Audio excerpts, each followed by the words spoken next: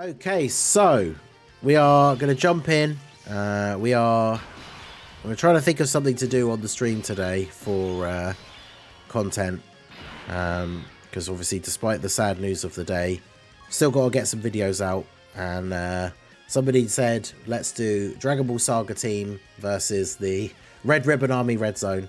So kind of a cry back to OG Dragon Ball Saga as a bit of appreciation for Akira Toriyama. So I thought that was a cool idea. It's not exactly, I imagine, going to be a super difficult run or anything like that, but that's not really the point of it. It's just to kind of have fun with it. Dragon Ball Saga team obviously is pretty good. We've done stuff like, we used items, but we've done stuff like actually being able to beat Fusion Zamasu with the Dragon Ball Saga team. So I think we shouldn't have too much of difficulty. But yeah, we're just saying on the stream before jumping into the event, it's very interesting to think that like all of the Dragon Ball franchise as it exists now all comes from the OG Dragon Ball Saga being created. And obviously Toriyama did like Dr. Slump with Arale before that and everything. But yeah, everything came from OG Dragon Ball Saga, which a lot of people have never even seen or read or really experienced that much. I was talking about it at the beginning of the stream, but like over here in the UK, Dragon Ball Z was the first thing that ever got shown on UK TV channels in relation to Dragon Ball. It might even been one of the first like sort of actual mainstream like anime that was shown on TV over here.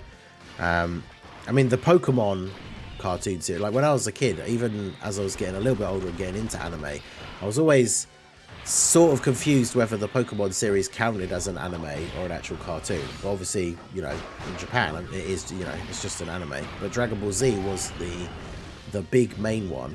But yeah, I didn't even know about OG Dragon Ball Saga, let alone actually watch or read any of it until much later on. So it's crazy to think that that's where it all started from. And then, as we were just saying before we jumped into the event, like Dragon Ball Daima is going to be coming out later this year, which will be the last project that Toriyama officially worked on.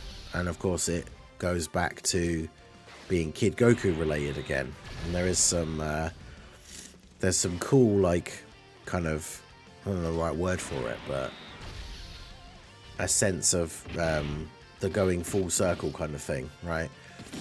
So it'd be interesting to see how that turns out. Very interesting to see, what the future holds for the franchise. Toriyama was still pretty much in charge of like the main story beats and plot points for the Dragon Ball Super manga, even though Toyotaro does most of the artwork. Toriyama would give him feedback, and he still did concept designs for some of the characters. And we only just recently, I guess to be fair, the movie now technically is like 2 years old, or almost 2 years old, but Superhero came out not even that long ago, which of course he was fully involved in, the design and everything. So yeah, it's kind of crazy to think about where the franchise will move on from here.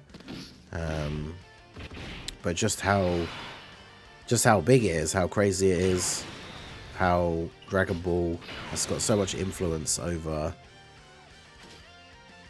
just everything in anime. Like so many other animes reference Dragon Ball, TV shows, like all sorts of stuff, right? We joked about, people joke on Twitter. A lot of this stuff is stuff I was saying earlier on the stream, but sort of repeating it here for the video because I want to get your guys' thoughts and feedback as well down below in the comments. But it's people will make bait tweets on Twitter about like this particular thing from an anime that's really popular is now just as iconic as such and such a thing from Dragon Ball.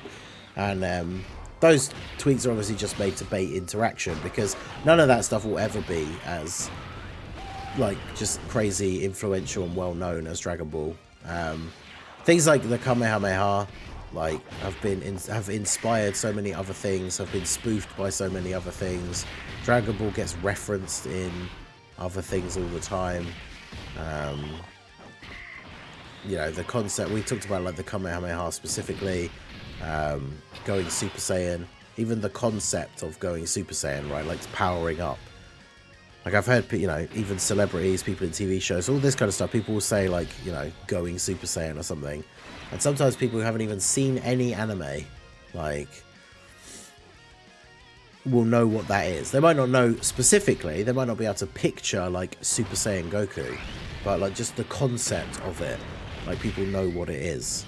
And there's probably no other, I mean, Pokemon is probably the thing that is, I don't want to say close, I don't want to like rank them, because obviously if you're a huge Pokemon fan and not super into Dragon Ball, I imagine you probably see Pokemon as being a bigger thing, which, I mean, especially in the West as well, there are so many people that know about Pokemon. It'd be kind of interesting to see how those two actually do stack up, but Pokemon's probably the only one I can think of that comes close, and it's just because of how many games there are. It had its own anime that obviously again was one of the few that got shown over here in the UK. So I think Pokemon is probably the one that comes the closest, but yeah, Dragon Ball definitely up there. So, and that's the thing, we know they've got plans for the future of the franchise. You know, there's like multiple projects coming out. They've started that thing, the Dragon Room, or is it Dragon House, that's been coming up with ideas for things.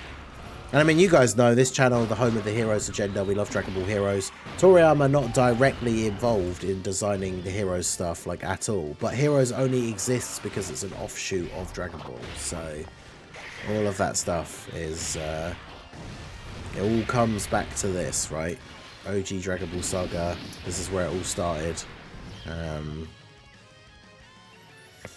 yeah, it's crazy to think how it's changed over the years, how it's grown, all the different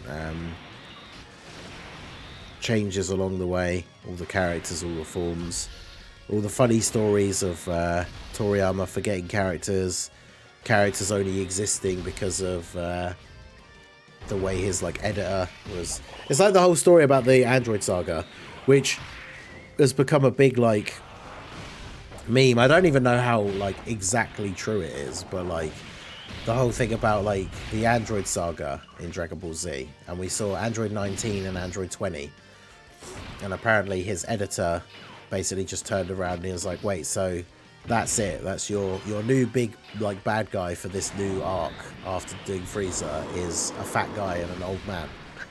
So he decided to come up with 17 and 18, and obviously by some extra stretch of that 16 as well along the way, I imagine.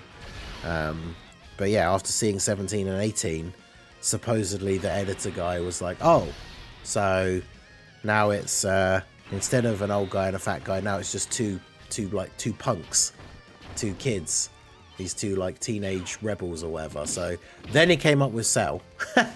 And then apparently the guy didn't like the first form Cell design because he was just a giant bug man.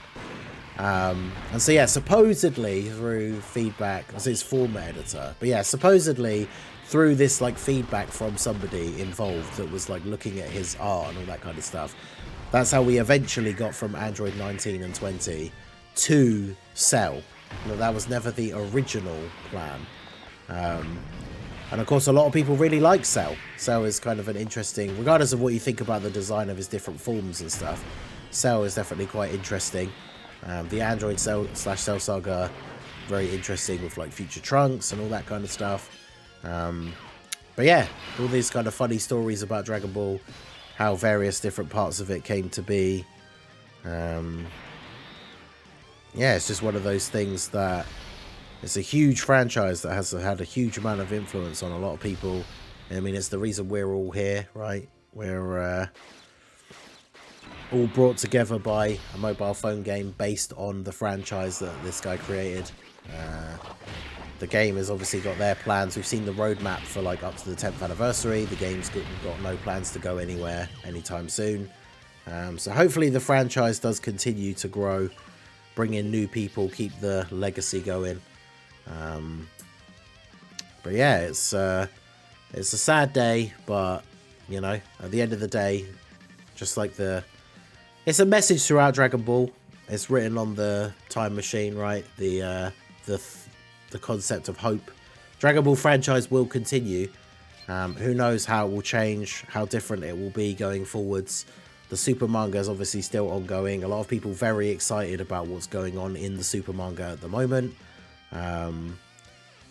Yeah, even the stories about planning to end it after the first arc. I think I saw, I don't know if it was a Geekdom like thread at one point, saying that apparently that's not actually true. That it was supposed to end at the end of the Frieza saga. But again, there's so many like crazy rumors about Dragon Ball and the franchise in general that I don't even necessarily know how many of them are true. But yeah, that's the thing, is even regardless of where the franchise goes in the future, the old stuff will always still be there. We'll always be able to go back and watch Dragon Ball Z, watch your favorite of the movies, play all the old games. Dokkan, of course, still around for now, for who knows how long. But yeah, something that has brought everyone together. So hopefully wherever you are, you guys are getting on with your day. Think about your favorite moments from Dragon Ball. Let me know down below in the comment section, what is your favorite moment from Dragon Ball.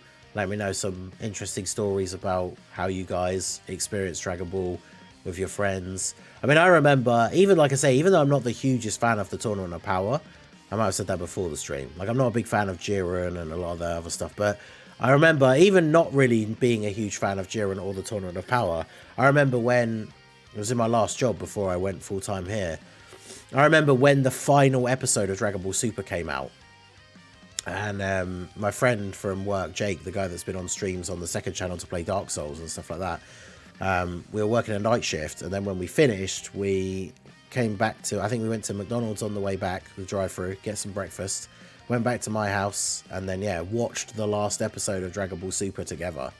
And that just, you know, that whole segment of, like, Goku and Frieza teaming up to take out Jiren, like, watching it together with somebody else that loved Dragon Ball 2, we were both just sat there, like, on the edge of the seat on the sofa, just like, yes, do it! Like, it was so good. Like, so yeah, all of those moments, those will still exist. So, regardless of where the franchise goes in the future, hopefully we'll continue to go from strength to strength and continue to grow, but it will still remain something very special. So yeah, I hope you guys, wherever you are getting on okay with your day. Let us know all your thoughts about Dragon Ball down below in the comments section, and I will see you all next time. So rest in peace, Toriyama. Peace out.